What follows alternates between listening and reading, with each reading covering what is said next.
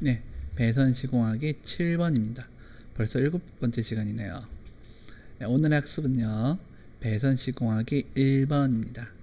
페이지 학습 모듈 배관 배선 공사 90에서 91페이지를 참고하시면 되겠습니다. 네, 그러면 배선 시공하기 수업 진행하겠습니다. 먼저 배선 시공하기에 목표가 있습니다. 목표를 한번 보시고요. 여러분들 제가 어떻게 무엇을 기준으로 봐야 될까, 어떤 걸 중점으로 배선 시공해야 될까 한번 생각해 보도록 하겠습니다. 첫 번째, 배선 공사 전후에 누전이 발생하지 않도록 절연 상태를 점검하고 시공할 수 있어야 됩니다. 배선 공사 전후에 누전이 발생하면 안 됩니다. 그렇기 때문에 절연 상태를 점검해야 되는데요. 절연 상태를 점검하는 방법은 절연 상태를 점검하는 방법은 눈으로 하는 점검도 있지만 여러분들 절연 저항계 등을 사용해서 하는 방법, 절연 상태를 점검하고 시공할 수 있어야 됩니다. 누전에 대해서 여러분 꼭 조심하셔야 됩니다. 두 번째, 배선 공사 전후 전선이 손상되지 않도록 배관 및 덕트의 지지 상태를 확인하고 내부 청소 및 배관 자재의 상태를 확인할 수 있어야 됩니다.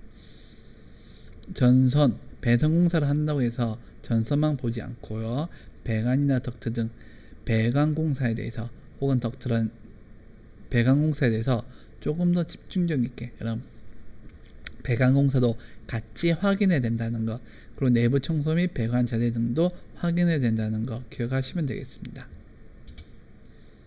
세 번째, 설계 도서 및 설계 도면에 따른 케이블 및 전선의 규격으로 정확하게 시공할 수 있어야 합니다. 코끝이 가렵지?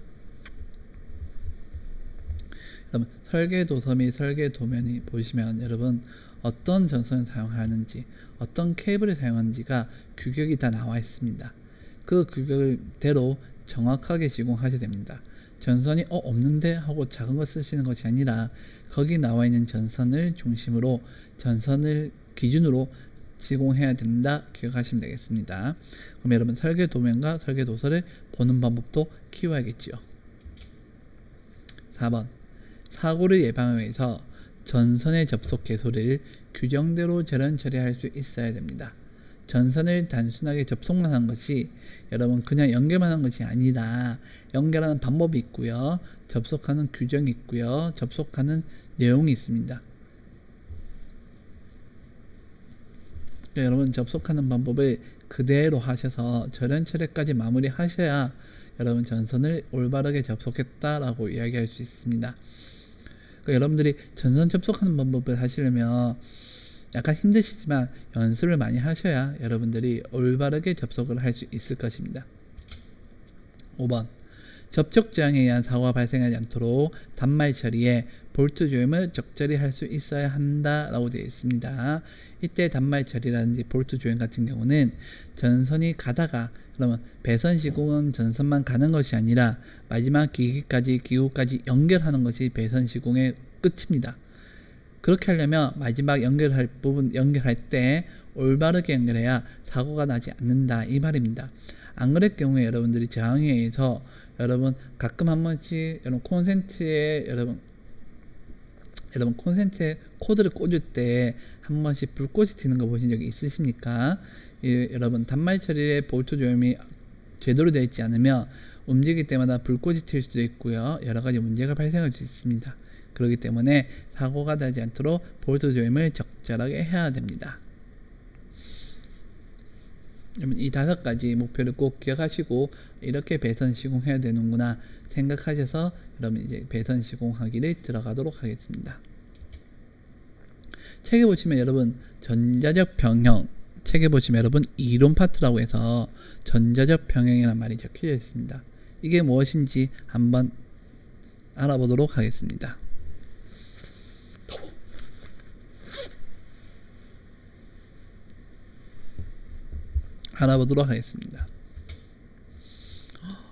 엄청 기네요. 읽어볼까요? 금속 전선관 안에 시설된 교류 회로에 흐르는 교류 전류의 합이 0이 되지 않으면,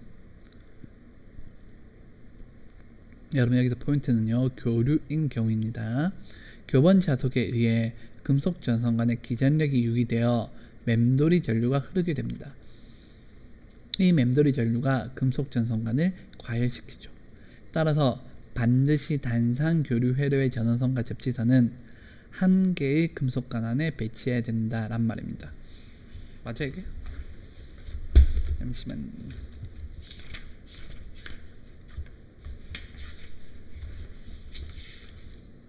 내가 적었지만 이 말이 맞는가?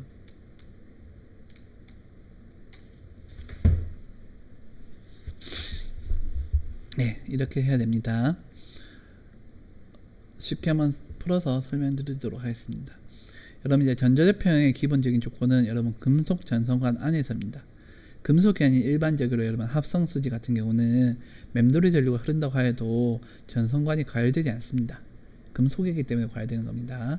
이 금속 전선관 안에 시설된 교류 회로에 흐르는 교류 전류의 합이 0이 되지 않으면 교류 전류의 합이 0이 되지 않는 교류이기 때문에 교류 전류 합은 0으로 만들 수가 있습니다. 직류는 여기 0이 될 수가 없죠. 한쪽으로 흐르면 한쪽이 마이너스이기 때문에.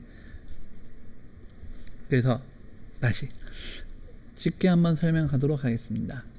금속 전선관 안에 시설된 교류 회로에 흐르는 교류 전류의 합이 0이 되지 않으면, 즉 교류 전류가 한쪽이 남든지 못하라든지 하는 합이 플러스 마이너스가 남아버리면 이때 남아있는 I에 의해서 교번 자속이 생깁니다.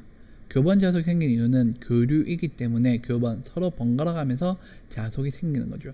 이 자력이 금속 전선관 안에 기전력이 유기되어서 자속이 여러분 바뀌게 되면은 오른쪽 왼쪽 자속이 바뀌면 자속에 의해서 전류가 생깁니다. 이것이 무슨 법칙이라고 했죠? 여러분 필기 공부하신 분들은 한 번쯤 들어봤을 패러데이 법칙 혹은 렌츠의 법칙이 렌츠의 법칙이 여기서 하는 말이에요. 여러분 필기 공부에 한 번쯤 들어보실, 필기 공부하셨으면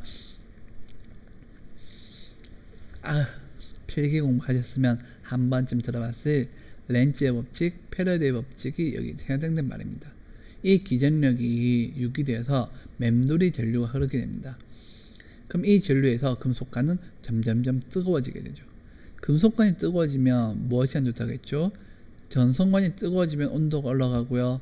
그럼 당연히 전기도 점점점 떨어지고요. 저항이 커지기 때문에 전기도 점점 손실이 많아지고요. 이 과열됨에서 보통 웬만큼 과열돼서는 녹지 않지만 정말 심할 때는 녹을 수도 있겠죠. 혹은 화재의 발생의 원인이 될 수 있겠죠. 따라서 반드시 단상 교류 회로의 전원선과 접지선은 한 개의 금속관 안에 배치해야 된다란 말입니다. 한 개에 배치해야 두 개가 합쳐서 0이 된다 이 말이죠. 말은 너무 어렵습니다. 다시 한 번 더 여러분 그림을 한번 살펴보도록 하겠습니다. 보겠습니다.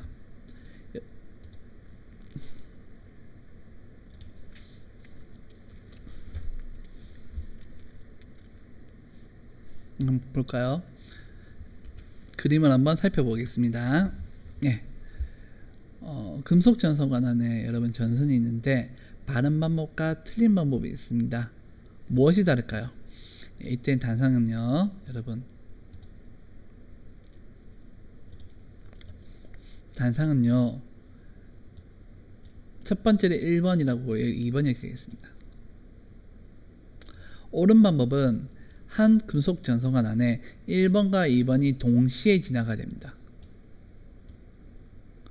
밑에도 1번과 2번이 동시에 지나가죠. 여러분 이것은, 이 점은 붙어있다, 합쳐져 있다 이 말입니다. 그래 두 개로 나눠진다 란 말입니다. 그래서 바른 방법은 금속 전선관이 교류로 있을 때는, 나란히 있을 때는 두 개의 전선이 같은 배관에 다 들어가면 된다라는 걸 기억하면 되겠습니다. 같은 배관에요. 그런데 틀린 방법 보시면 똑같이 금속 전선관에 두 가닥이 들어가 있지만 여기는 1번만 두 가닥, 밑에는 몇 번이죠? 네. 2번만 두 가닥 들어가 있습니다. 이런 방법은 틀린 방법이다 라는 것입니다. 그러니까 여러분들에서 올바르게 하는 방법은 금속 전선관 안에 두 가닥 들어오는 전선이 다 들어가야 되는구나 라는 걸 꼭 기억하시면 되겠습니다. 이렇게 했을 때는 금속 전선관이 과열된다든지 이런 문제가 발생한다는 거죠. 그러면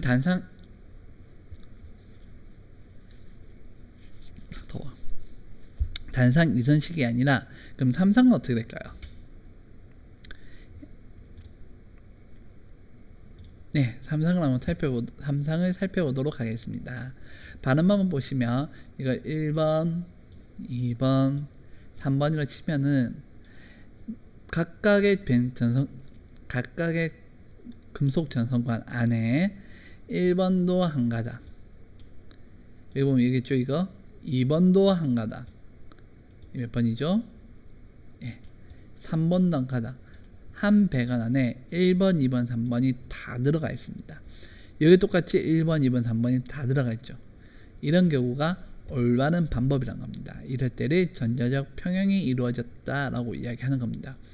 그런데 만일 이렇게 1번이 하나, 2번이 두 개, 혹은 1번 하나, 2번 하나, 3번이 없이 이럴 경우에는 이 부분에 교류의 합이 0이 되지 않기 때문에 전자적 평형이 이루었다 말을 하지 않고 전자적 불평형이라고 이야기합니다. 이렇게 하면 안 된다란 말입니다. 틀렸단 말이죠. 그러니까 여러분들이 금속 전선관의 교류로 나란히 금속 전선관을 병렬로 나란히 배열할 때는 한 배관에 모든 전선이 다 지나가야 된다라고 생각하시면 되겠습니다. 여러분, 그래서 이거 꼭 잊지 마시고 꼭 기억하시고요. 금속 전선관일 때 공사하는 방법을 꼭 기억하시면 여러분들이 공사할 때 아무런 사고 없이 문제 없이 전기를 사용할 수 있게 될 것입니다. 예, 그러면 이제 금속 전선관은 대충 여러분 이론을 보았고요. 이제 본격적으로 배선 시공하기 첫 번째 전선과 케이블 선정을 살펴보도록 하겠습니다. 배선을 시공하려면 어떤 전선을 쓸까 혹은 어떤 케이블을 사용할까에 대한 고민을 꼭 해야 되는데요. 그걸 먼저 사용한 다음에 거기에 맞는 걸 사용해야겠죠. 전선을 먼저 다 집어넣고 시공이 끝났는데 이 전선이 아니야 하면 다시 뽑아서 다시 작업을 하셔야 됩니다. 그렇기 때문에 먼저 전선과 케이블을 선정하는 것이 매우 중요합니다. 간선도 여러분 처음에 간선과 분기로도 여러분 앞에 봤다시피 전선의 굵기를 선정하는 것이 중요했는데요. 전선과 케이블 역시 어떤 걸 선정해야 될까 한번 보겠습니다. 첫 번째, 나 전선은 사용하면 안 됩니다. 전선과 케이블을 선정하는데 나 전선 역시 전선이지만 이 나 전선은 배선에 사용하지 않습니다. 꼭 안 됩니까? 라고 물어본다면 사용하게 만들 수는 있습니다가 정답이겠죠. 하지만 사용하면 안 됩니다. 왜냐? 보통 나 전선은 왜냐면 나 전선은 피복이 없는 전선을 나 전선이라고 부릅니다. 여러분 일상생활에서 옆에 있는 여러분 집에 스위치를 누르러 가는데 그때 전선이 나와 있습니다. 전선이 있구나. 그런데 피복이 없이 동선이 구리가 눈에 보인다고 칩시다. 무섭겠죠. 감전 위험이 매우 큽니다. 그리고 어떻게 이 전선이 흘러갈지 모릅니다. 그리고 나 전선 두 개를 동시에 하나의 배관에 넣으면 두 개가 100% 부딪힐 수밖에 없죠. 만날 수밖에 없죠. 합선이 일어날 수밖에 없습니다. 그래서 나 전선은 보통 배선에 사용하지 않습니다. 그럼 배선에 사용하지 않는 전선을 왜 만들었을까요? 쓰지도 않는 전선이 왜 있을까요? 이 나 전선은 송전 철탑에서 가장 널리 사용됩니다. 여러분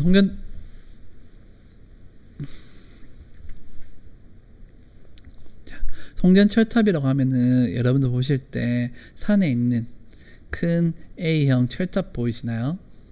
보셨나요? 그게 바로 송전 철탑입니다. 이 철탑은요, 사람이 만질 수 없는 곳에 위치해 있고요. 사람이 도저히 만질 수 없는 높이에 설치되어 있습니다. 점프해서 달 수 없겠죠.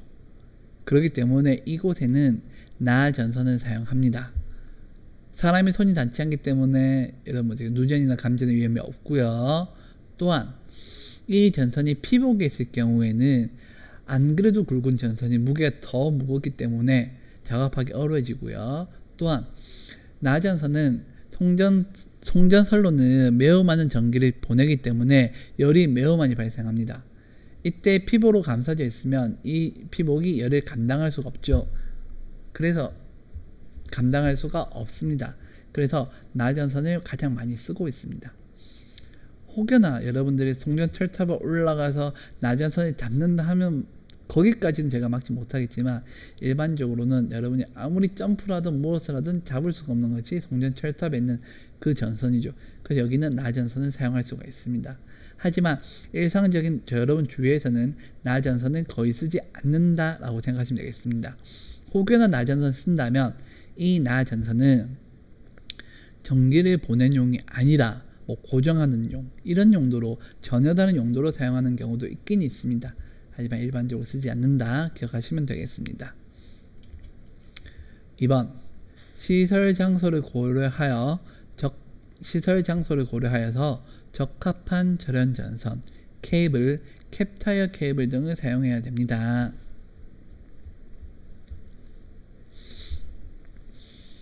이 시설 장소는 여러분 앞에 배웠습니다. 옥내냐 옥외냐 400V 이상이냐 아니냐, 노출이냐 은폐냐, 혹은 점검 가능한 곳이냐 불가능한 곳이냐, 여러가지 조건들이 여러분 다 따져보시고 고려하여서 절연 전선 쓸 건지 케이블을 쓸 건지 혹은 캡타이어 케이블을 사용할 건지를 결정하시면 되겠습니다.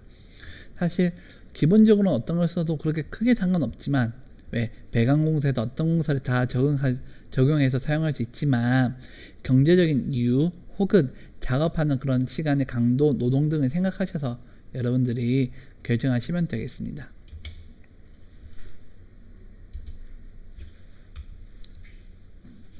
더워라.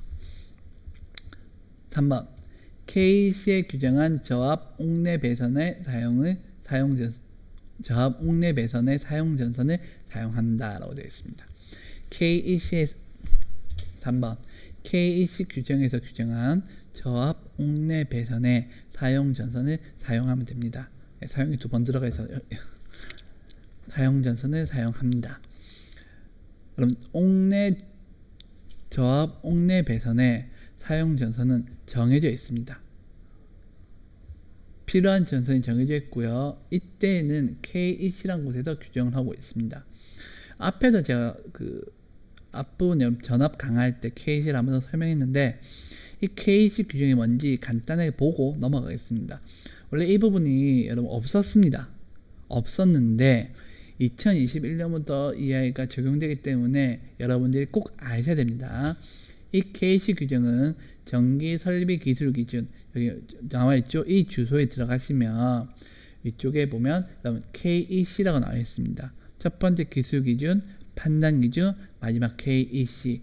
이 홈페이지 들어가시면 아주 잘 설명이 되어 있고요. 여기서 여러분들이 참고하시면 되겠습니다. 제가 모든 걸 설명하기에는 이 기준이 몇천 페이지가 되기 때문에 설명하기가 힘들고요. 여러분 보시면서 중간중간에 많이 참고하셔서 여러분 활용하시면 되겠습니다. 이 KC 규정에서 다시 한번 더 설명드리자면 더 활용하시면 되겠습니다. 이북이라든지 있죠. 여러분 들어가시면 여러분 꼭 들어가 보시고 확인하시면 되겠습니다. 이 KEC 규정에 대해서 다시 한번 더 자세하게 설명드리도록 하겠습니다. 여러분 이 KEC 규정은 어떻게 나왔느냐, 먼저 제가 쓰고 있는 거는 세 번째는 국내 기준, 규정, 지침 이 부분이었습니다. 못한데요. 규정입니다. 이 국내에서 전기 설비 기술 기준 여러분 한번 들어보셨을 겁니다. 그 다음 전기 설비 기술 기준 있고요. 판단 기준이 있고요. 기술 기준 해설서가 있고요. 내선 규정이 있고요. 발 변정 규정이 있고요. 배정 규정이 있고요. KCG가 있었고요. KSCIC가 있었고요. 기타 규정 및 기침류 등 있었습니다. 이걸 모아서 저희 현재 국내에서는 이 기준과 규정, 지침을 판단해서 전기공사가 진행되었습니다. 하지만 이것은 국내용이고요. 국제 표준이 있고요. 해외 표준이 따로 있었습니다. 이 세 가지를 국내가 아니라 지금 점점 전기 자체가 저희 나라뿐만 아니라 다른 나라랑 연계해서 사용하는 경우도 많고요. 수출 등 수입이 활발해지면서 세계 국제 표준에 활발해지면서 국제 표준에 맞춰야 됐다는 그런 생각이 들어서 KEC라는 규정을 만들었고요.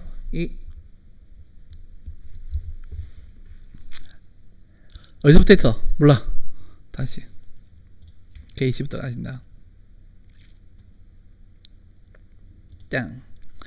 여러분, 그래서 KEC 규정에 들어가서 하시면 되겠습니다. KEC에서 규정한 저압 옥내 배선의 사용 전선을 한번부터 하셔야겠다. KEC에서 규정한 저압 옥내 배선의 사용 전선을 사용하시면 됩니다. 이 KEC에 규정한 내용들은요, 홈페이지 http. 들어가시면 kec.kea.kr로 들어가시면 됩니다. 그럼 전기 설비 기술 기준의 홈페이지가 나옵니다. 여기서 위에서 세 번째 단락 보면 KEC라고 나와 있는데요. 여기 클릭하셔도 되는 거고요. 혹은 마지막 이북이라든지 이쪽 설계 툴 등에 참고하시면 여러분들이 이 규정에 대해서 자세하게 볼 수 있습니다. 이 규정을 설명하기에는 페이지가 너무 많기 때문에 저희가 다 설명할 수는 없고요. 나올 때마다 혹여나 연관된 것이 있으면 그때그때 같이 보면서 설명하도록 하겠습니다. 이 KEC 규정이 왜 나왔느냐, 그냥 있는 규정으로 쓰지 현장에서도 매우 많이 귀찮았는데요. 이것이 왜 나왔느냐 한번 알아보도록 하겠습니다. 먼저 저희는요, 국내 기준 나와 있는 이 세 번째를 기준으로 많이 공사를 진행했습니다. 그래서 여러분들이 가장 많이 들었던 전기기술 설비 기술 기준 및 판단 기준, 혹은 기술 기준 해설서, 내선 규정, 발전 규정, 발변전 규정, 배전 규정, KECG, KSCIEC, 기타 규정 및 지침류 등에서 이 규정의 지침 기준에서 국내에서 전기공사를 진행하였습니다. 하지만 최근 전기도 수출하고요, 그리고 전기도 수입을 해야 되는 거고요. 그 다음 태양광이라든지 신재생 에너지 등이 활발해지면서 해외랑 맞춰야 될 경우가, 국제랑 맞춰야 될 경우가 생겼습니다. 그래서 이번 기회에 국제표준, 해외에 있는 표준 규정들을 다 합쳐서 새로운 규정을 만들자 해서 만들어진 것이 바로 KEC 규정이 되겠습니다. 이건 2021년부터 진행되고요. 2022년부터는 현재 2021년은 옆에 있는 국내 기준과 병행해서 진행되다가 2022년부터는 국내에 있는 기준과 규정 지침들이 없어지고 KEC 규정으로만 진행이 되게 되어 있습니다. 물론 이게 이 규정을 하루아침에 만든 건 아니고요. 이미 벌써 10년 정도 전부터 진행이 되어 왔었지만 현재 적용된 것은 올해부터다라고 생각하시면 되겠습니다. 그래서 접지 방식, 전압 구분하는 방법들, 안전보호, 배선 방법, 현장 시공 등 다양한 분야에서 여러 가지가 바뀌어 있습니다. 여러분, 이제 필기라든지 실기, 전기 기능사, 즉 전기 자격증 계열에 여러분 공부를 하시면 이 규정에 대해서 상세하게 어떻게 바뀌었는지 아셔야만이 시험에 많은 도움이 되실 것입니다. 먼저 이 KEC 규정은 첫 번째 공통이 있고요. 두 번째 저압 전기 설비, 세 번째 고압 특고압 전기 설비, 네 번째 전기철도, 다섯 번째 분산형 전원 설비, 여섯 번째 발전용 화력 설비, 일곱 번째 발전용 수력 설비 등의 총 7장으로 되어 있고요. 여러분들이 아무래도 가장 많이 볼 것은 1장과 2장이 되지 않을까 싶습니다. 혹은 3장부터도 여러분 한번 보시면 되겠지만 총 내용이 매우 많기 때문에 여러분들이 천천히 필요한 것들 그때그때 보시면서 참고하시는 것이 더 나을 수 있습니다. 더 나을 것입니다. 그래서 KEC 규정에서 바뀌었다 기억하시면 되겠습니다. 전선과 케이블 선정, 네 번째 설계도에 표시된 전선은 최소 규격입니다. 그래서 그보다 낮은 전선을 사용하면 안 됩니다. 여러분, 최소 규격이라는 말이 매우 중요합니다. 이것보다 낮은 전선을 쓰면은 전기 안전에 문제가 생길 수 있기 때문에 그것보다 낮은 전선을 사용하면 안 됩니다. 여러분, 그러면 최소 규격이기 때문에 그것보다 낮은 전선을 사용하면 안 됩니다. 그렇다고 해서 여러분 그래서 이 규격보다 큰 아이 무조건 뭐 2.5대 4를 쓰고 큰 아이를 적겠다 하는 큰 전선 최소 규격보다 낮은 전선을 사용하면 안 되지만 안 됩니다. 하지만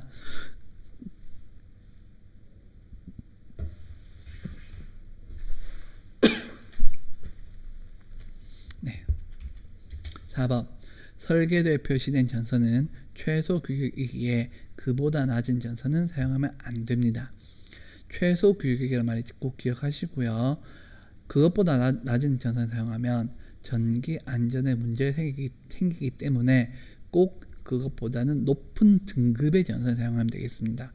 여러분 이게 낮은 전선이라고 해서 굵기에 대해 생각하시고요. 그리고 이것보다 그럼 큰 거 쓰면 되겠지 해서 무조건 굵은 전선 사용하고 싶어 하시지만 여러분 전선도 맞는 전선 쓰시면 되겠습니다. 최대 규격이 아니라는 것 그래서 생각하시면 되겠습니다. 설계도에 2.5제곱미터가 적혀 있는데 4, 6 이 정도 굵기를 쓸 필요는 없죠. 그래서 등급이 높은 등급을 사용한다라고 기억하시면 되겠습니다. 네, 이제 최종 정리하겠습니다. 오늘은요 배관 시공하기 목표에 대해서 한번 보았습니다. 여러분들 그 목표가 뭐였었죠? 1, 2, 3, 4, 5 이런 꼭 기억하시고요. 결국 이 목표는요 전기가 사고 없이 전기 사고가 발생하지 않도록 시공하는 것이 제일 큰 목표입니다. 전기를 안전하게 쓰기 위해서 다시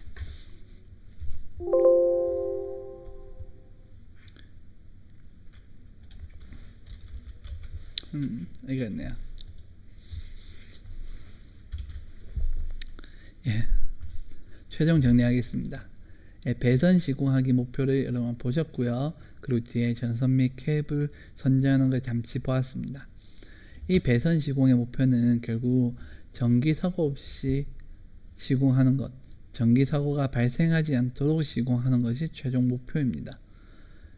이 사고가 어떤 걸 있었습니까? 누전이라든지 전선 손상이라든지 접촉 저항 등에 대해서 여러분 이런 사고가 없도록 시공하는 것이 제일 큰 목표이고요.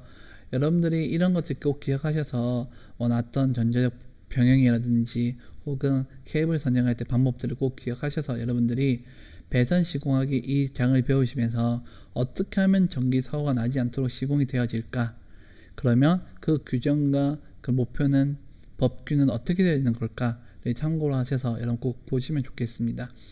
전기란 것이 여러분 한순간 실수하면은 큰 사고로 이어질 수 있습니다. 그리고 전기란 것이 편리한 만큼 널리 쓰이기 때문에 누구나 사고 날 수 있다는 기억하시고요. 여러분이 공사하면서 항상 안전 또 안전에 대해서는 2번, 3번, 4번 더 생각하셔서 공사하시면 여러분 배선 시공하기도 훌륭하게 할 수 있을 것입니다. 여러분 오늘의 수업은요 1번 배선 시공하기를 배웠고요. 내일은요 배선 시공하기 2번을 배우게 될 겁니다. 그래서 페이지 여러분 90페이지, 91페이지 맞다면 내일은 91부터 92페이지까지 보니까 여러분 한번 좀 읽어보시고 여러분 참고하시면 되겠습니다. 네, 이번 차시 여러분 고생하셨습니다.